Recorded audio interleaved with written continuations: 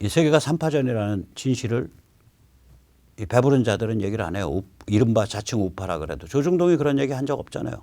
국민의힘 국민의힘 지도부 혹은 정치 지도자가 그런 얘기 한 적 없죠. 미국이 하나가 아닙니다. 미국이 둘로 나눠져서 싸우고 있고 이 보스와 이 글로벌리스트, 스왑프, 깨자점, 이 GSL 복합체 이 두 진영의 싸움은 미국을 중심으로 할 뿐만이 아니라 전 세계적으로도 다 그런 게 있고 또 그것과 별개로 또 하나의 아주 우리한테는 굉장히 위협적 파워센터 중국 공산당과 인민해방군이 있어서 세 개의 파워센터 간의 그런 아주 격렬한 그 상호작용과 이합집산과 투쟁이 지금 진행되고 있습니다. 이런 얘기를 하질 않잖아요.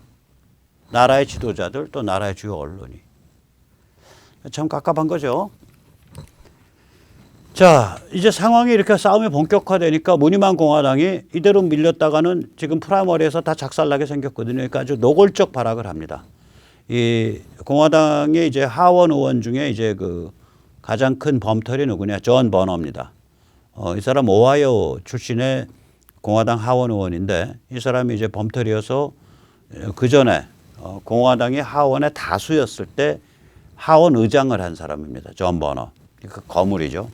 전 하원 의장이죠. 이 사람이 뭐라고 말했냐. 가당치도 않습니다. 그대로 읽어드리겠습니다.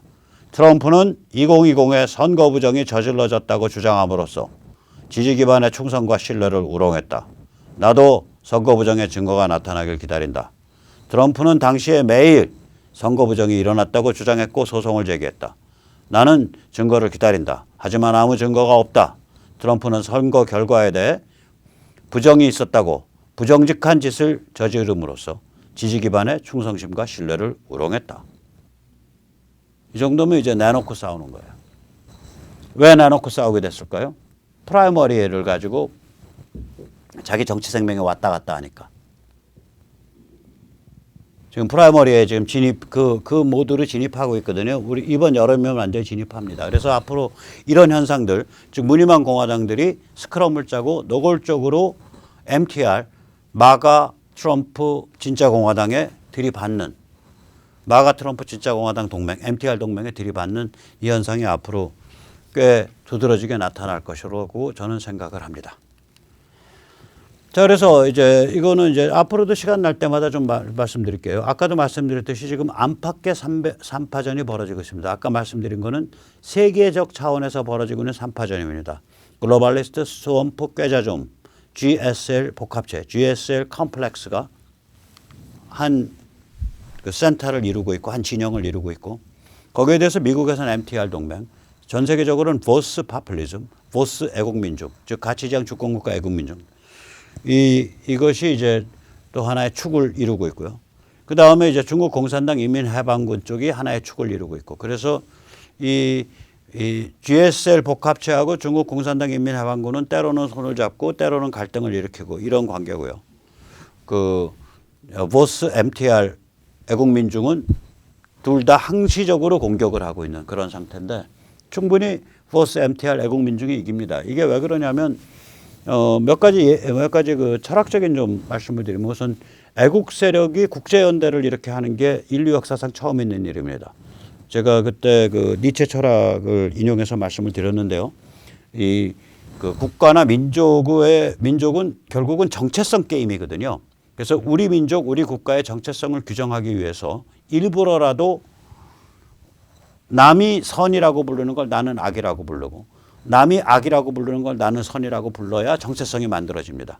이걸 극단으로 몰고 가면 바로 그 정체성, 주체성 게임의 사교 집단, 김일성 영생교가 되는 거고 이걸 극단으로 몰고 가면 중국 인민해방군 영생교가 되는 거고요. 이 정체성 게임을 극단으로 몰고 가면 도이체 über alles, 그러니까 전 세계 모든 인류를 지배하는 독일이라는 나치즘이 되는 거고요. 이 정체성 게임을 극단으로 몰고 가면 신이 일본 열도를 만들고 남은 흙덩어리로 다른 나라를 만드셨으며 신이 일본인을 창조하고 남은 재료로 다른 여러 민족을 만들었다. 일본은 세계, 특히 아시아를 지배하고 영도에 가는 그 역사적 사명을 띠고 있는 국가이며 민족이다. 이게 신토 군국주의 아니에요. 이게 정체성 게임이에요, 전부 이게. 정체성 게임입니다. 심지어 우리 이제 보면은 예를 들어 사춘기 때 왜 반항하냐. 나도 사람이에요. 제가 납니다. 정체성 게임이에요. 인간이 정체성 게임을 하는 동물이에요. 아이덴티티를 가지고 싸운다고요, 인간이. 그래서 이게 따라서 애국이나 민족이라는 거는 이때까지 인류 역사상 전부 인류 보편의 가치, 문명 보편의 가치와는 좀 다른 얘기였었어요. 최근까지도. 이게 21세기에 들어서서, 특히 요즘 들어서서 애국과 민족을, 나라와 민족을 사랑하되, 왜 사랑하냐? 우리나라와 우리 민족이 인류 보편의 가치, 현대문명 보편의 가치를 섬기는 방향으로 만들기 위해서 사랑한다. 이렇게 나오고 있는 거예요. 이게 미국에서는 MTR 동맹이고요. 전 세계적으로는 보스 애국민중이죠. 그래서 이런 일은 저도 뭐 정치 철학, 정치 사상 많이 더듬은 편인데 처음 보는 거예요. 진짜로 처음 봐요. 그럼 이걸 다르게 표현하면 뭐냐? 현대 문명 속에서 살아가는 개인이 내가 섬겨야 하는 가치가 뭐냐라고 고민할 때 결국 도달하는 게 개인, 자유, 진실 존중, 뭐 시장, 민주주의, 신앙 영성에 대한 존중 이런 거예요. 개인이 섬겨야 될 핵심 가치와 사회가 사회적 차원에서 주류 가치로 확립되는 핵심 가치 세트와 국가 차원에서 국가가 섬겨야 될 핵심 가치 세트가 쭈르륵 한 축에 올라간 거예요. 한 축으로 통일된 거예요. 그리고 더 나아가서 그런 제대로 된 핵심 가치를 섬기는 국가들끼리 호혜적 네트워크를 만들고 그런 핵심 가치를 무시하면서 제노사이드 쳐벌리고 미얀마 가서 들쑤시고 저기 베네수엘라 가서 들쑤시고 이란 가서 들쑤시고 북한 내세워서 불장난하는 중국 같은 애들 또 그 꼬붕들 그 위성 국가들은 채찍과 당근으로 때리고 달래가지고 순치시켜야 된다. 라고 그런 국제 시스템에 대한 세계 시스템에 대한 관점을 갖게 되는 거예요. 그러니까 개인, 사회, 국가, 국제가 한 축에 쫙 꿰는 거예요. 이것도 처음 있는 일이에요. 인류 역사상. 처음 있는 일입니다. 이 무시무시한 파워가 생겨요. 이렇게 되면. 개인을 꿰다라는 건 실존적 도덕 철학을 꿰다는 소리예요. 사회 정치를 꿰다라는 거는 정치 철학을 꿰다는 소리예요. 국가와 국제를 꿰다라는 거는 현실 정치를 꿰다는 거예요. 현실 정치와 정치 철학과 도덕 철학이 한 축에 꿰었어요. 무시무시한 겁니다. 그것도 막시즘이 한 축에 그렇게 꿰었거든요. 그래서 막시즘이 설득력이 있었던 거예요. 공산주의가. 인간은 계급투쟁의 피바닥 속에서 몸부림치다 쓰러져가는 욕망의 존재다. 이게 걔들이 말하는 인간관, 즉 도덕 철학이에요. 거기서 사회 정치를 퍽 뽑아내죠. 그런데 계급투쟁을 종식시키고 계급을 철폐할 최종 계급 프롤레타리아트에 의한 최종 계급투쟁 프롤레타리아트 혁명이 진행되고 있다. 그 혁명이 필연적이다. 왜냐?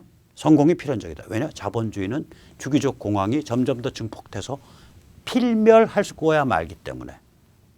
따라서 이 프롤레타리아트의 위대한 혁명에 복무하는 것이 삶의 보람이다. 이러면 이제 정치 철학이 되는 거예요. 아까 인간이 어떤 존재라는 도덕 철학 개인이거든요. 인간이 사회나 정치에 대해서 어떻게 해야 된다라는 건 정치 철학이거든요. 도덕 철학과 정치 철학이 한 축에 딱 올라붙은 거예요. 그러면 그 위에다가 이제 국가는 프롤레타리아트 독재로 국가 체제 만들어야 되고 그러한 프롤레타리아트 독재 체제로 이루어진 공산주의 국가가 진보적 역할을 해서 인류를 해방으로 이끌어야 된다라는 이제 국제 시스템이 설명되는 거예요. 이게 무서운 겁니다. 도덕 철학에서 정치 철학이 위에 올라타고 그 위에 국가 간 그다음에 세계 시스템에 관한 관점을 한눈으로 쫙 꿰는다는 게 이게 바로 공산주의가 세계를 풍미했던 이유예요. 근데 걔들은 거짓말로 한 거죠. 피바다로. 피냄새 나는. 우리는 진실을 가지고 이걸 꿰은 거예요. 인류 역사상 처음으로. 무시무시한 힘입니다. 제가 장담합니다. 저 이런 거 많이 봤어요. 자, 그래서 그리고 이제 옆구리에는 그러니까 GSL 복합체와 보스 진영의 충돌 옆구리에는 이제 그 또 중국 공산당 인민해방군 정신병자 집단이 또 있는 거고. 그래서 세 개 축 사이에 삼파전이 벌어지고 밀고 당기는 게 벌어지고 있는 거예요. 이게 바깥의 삼파전입니다. 세 개. 국내는 어제 말씀드렸듯이 문재인 586 집단 있고 조중동 국민의힘 집단 있고 저희 같은 가치지향 주권국가를 이해하고 있는 애국민족이 있다고요. 근데 문제가 뭐냐? 아시다시피 저희는 마지널라이즈 되어 있는 거예요. 미미한 세력이고 아직 뿌리도 한 3년밖에 안 되고 우린 주변화되어 있다고요. 배간시당하고 있다고요. 자, 우리가 지금부터 시작해서 지금 4월 중순입니다. 내년 6월 지방선거까지 14개월입니다. 만 14개월 동안 이 미미한 우리가 어떻게 서로 엮여서 어떻게 작동해야 할 것인가. 그래서 어떻게 훌륭한 인풋, 훌륭한 그 역할을 할 것인가. 우리가 무슨 역할을 할 것인가. 우리는 누구인가. 뭐 이런 문제가 굉장히 그래서 심각해지고 있는 그러한 상황입니다. 마지막으로 저희 그동안 한 몇백 명이 이렇게 신청해 주셔서 그분들 다 이쪽으로 이끌고 있는데 그분들만 하실 필요는 없어요. 현행 사전투표 방식은 사는 운영 방식은 참관인이 별로 할 게 없는 깜깜이 방식이에요. 왜냐하면 참관인이 한다는 건 직물적, 그러니까 현물, 실물을 보고 직관적으로 딱 볼 수 있어야 되는데 투표지에 그냥 동그랗게 투표지에 여기 바닥에 저거만 찍혀 있잖아요. QR만. 숫자로는 뭐가 안 나와 있어요. 폰트 표지는 폰트 표지는 이쪽에 이렇게 절취선이 있고 절취선에 일련 번호가 있어서 이 절취부만 쭉 보면 예를 들어서 이 투표소에서 오늘 몇 명 투표했나가 그냥 나오는데 이거는 컴퓨터나 거기에 나오는 숫자 외에는 몇 매가 출력됐는지를 몰라요. 몇 명이 들어와서. 그러니까 요번에 우리 클린선거 운동본부에서 참관하시는 분들은 계수기 가지고 쟀다고요. 짤깍. 계수기 자기가 가져가서 짤깍. 이런 일을 하지 않으면 참관인이 할 게 없는 거예요. 사실은 이게 사전투표가 그 꼴이 됐다고요.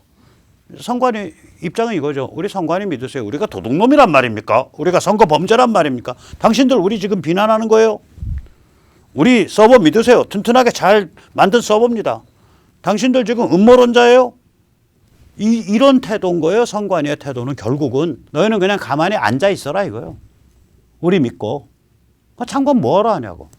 그래서 이제 하도 갑갑해서 그래 만에 하나 가정법으로 대량으로 표를 보면은 무슨 일이 벌어질까? 이게 중앙선관위 서버에서 시작해서 서버로 끝나는 게임이니까 서버에 투표 안 한 사람이 투표한 걸로 이렇게 나타나게 될 가능성이 있다. 이렇게 지금 추측을 할 수 있거든요. 그러니까 만에 하나 있었다면 그런 일이. 오케이. 그럼 우리가 참관에서 무슨 실무를 통해서 별로 할 것도 없으니까 그래 투표 끝났으니까 특히 투표 안 한 분이 중요합니다. 투표 안 한 분이. 선관위에 내 투표 여부 한번 확인 한번 해보자. 그래서 안내 링크 어디냐? www.lisol.kr/cv4입니다.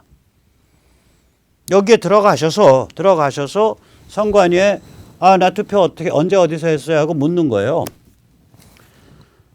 저희 안내 링크에 가면 이거 어떻게 작성하는지 다 자세히 나오는데 이게 이제 문제가 뭐냐? 그렇게 해서 이제 물었는데 만약에 선관위가 당신 예를 들어서 4월 3일 17시에 봉천 제1동 제3투표소에서 투표했습니다. 라고 문자가 왔는데 나는 그날 투표한 적이 없어. 그럼 이제 이런 문자가 오면 이건 이제 대형 부정선거의 혐의가 막 드러나는 거예요. 그런 일이 있든 없든 우리가 시민들이 자꾸 이렇게 견제구를 날려야 선관위가 조금이라도 더 잘 정신 차려서 운영할 거 아니에요? 참고로 전 재판 중입니다. 선관위랑. 그래서 여러 가지로 외교적으로 표현하고 있습니다. 비교적. 감가상각하고 들으십시오. 선거범죄 선동죄로 재판받고 있습니다. 별 희한한. 그래서 이런 거를 하시기를 바라고요. 이 주의사항이 있습니다. 두 가지가. 하나가 뭐냐면 이 중앙선관위 이 신청 그 페이지가 PC에서 볼 수 있게 만든 페이지여서 이거를 휴대폰으로 스마트폰으로 열으면 열리긴 열리는데 너무 글씨가 작고 그래서 사실상 쓸 수가 없어요. 그러니까 PC를 다룰 줄 아시고 PC가 있으신 분만 쓰세요. 이런 방식으로. 또 어차피 PC 다루시고 PC가 있으시니까 수령 방법은 이메일이 좋습니다. 그런데 나 PC 없어. 또 나 이메일도 안 써. 그런 분은 어떻게 할 거냐? 010-6368-9901로 문자 주세요. 그래서 저희가 몇 가지 물어보고 저희가 정보 입력을 대행해 드릴게요.